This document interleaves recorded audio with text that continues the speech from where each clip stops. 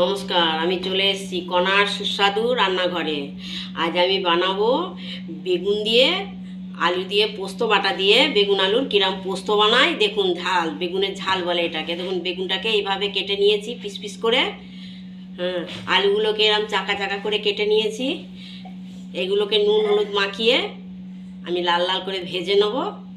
দিয়ে পোস্ত, আদা, কাঁচা লঙ্কা বাটা দিয়ে কিরম বানাই আপনারা দেখুন। এইভাবে বেগুনগুলোকে যাতে কোনো পোকামাকড় না থাকে তার জন্য চিড়ে নেওয়া হয়েছে। গরম হয়ে গেছে।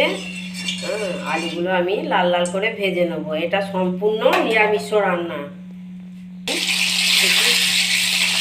বেগুন দিয়ে আলু দিয়ে ঝাল, এর মধ্যে দেওয়া হবে পোস্ত, টমেটো, কাঁচা লঙ্কা, ধনে পাতা।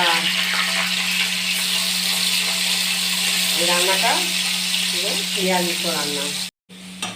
আলুগুলো লাল লাল করে ভাজা হয়ে গেছে। এগুলোকে আমি এবার তেল থেকে তুলে নেব। এই আলু বেগুনের ঝাল আপনারা নিরামিষ রুটি, পরোটা, ভাত যা দিয়ে খাবেন তাতেই খুব ভালো লাগবে খেতে। একটু ধৈর্য ধরে করতে হবে, বেশিক্ষণ সময় লাগে না, অল্প একটু সময় লাগে। এগুলোকে ছেঁকে তুলে নিচ্ছি, ভেজে নেব।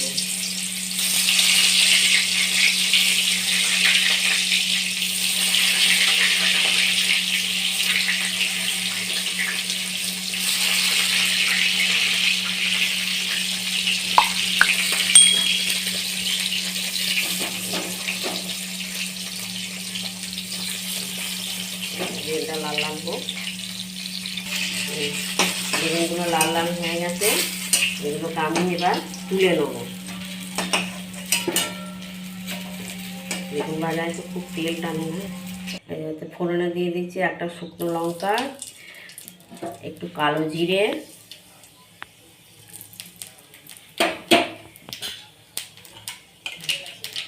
অল্প একটু হলুদ, এর মধ্যে পোস্ত, টমেটো, কাঁচা লঙ্কা, আদা পেঁচানো আছে। এটা পরিমাণ মতো এটা বুঝতে পারি। মশলাটায় পরিমাণ মতো নুন দিয়ে দেবো। ভাজাগুলো না যেহেতু নুন দেওয়া আছে তার জন্য মশলাটার মতনই নুনটা দিলাম। দিয়ে মশলাটাকে আমি কষে নেবো। এই তো পোস্ত বাটা, তো এটাকে বেশি খুব একটা কষা যাবে না। তো পোস্ত বাটার মধ্যে দেওয়া আছে কাঁচা লঙ্কা, আদা, টমেটো, পোস্ত দিয়ে পেশাই করে নেওয়া হয়েছে। এই মশলাটাকে আমি ভেজে নিচ্ছি।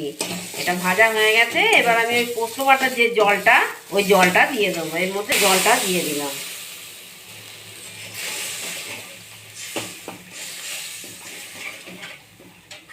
ফুটে গেছে। আমি আলুটা এবার দিয়ে দেবো। প্রথমে আলুটাকে দিয়ে ফুটিয়ে নিয়ে লাস্টে বেগুনটা দেবো, দিয়ে ধনে পাতা দেবো। চামচের 1 চামচে চিনি, স্বাদ মতন একটু চিনি, একটু মিষ্টি, যেহেতু ঝাল, আলু বেগুনের ঝাল তো একটু মিষ্টি দিতে হয় স্বাদ মতো।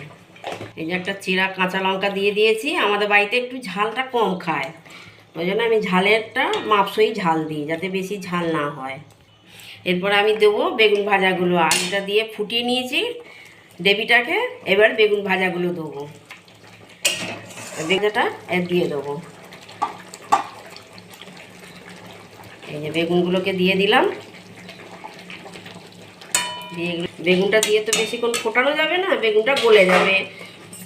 এটা ফুটে উঠবে। এবার এর মধ্যে আমি দিয়ে দেবো ওপর থেকে ধনে পাতা ছড়িয়ে দেবো।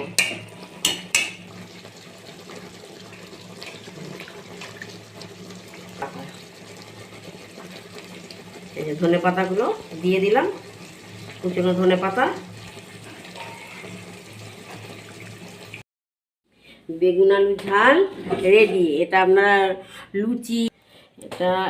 লুচি, রুটি, পরোটা, ভাত সব দিয়ে খেতে পারবেন এই বেগুন আলু ঝাল। এটা খুবই সুস্বাদু, মুখরোচক।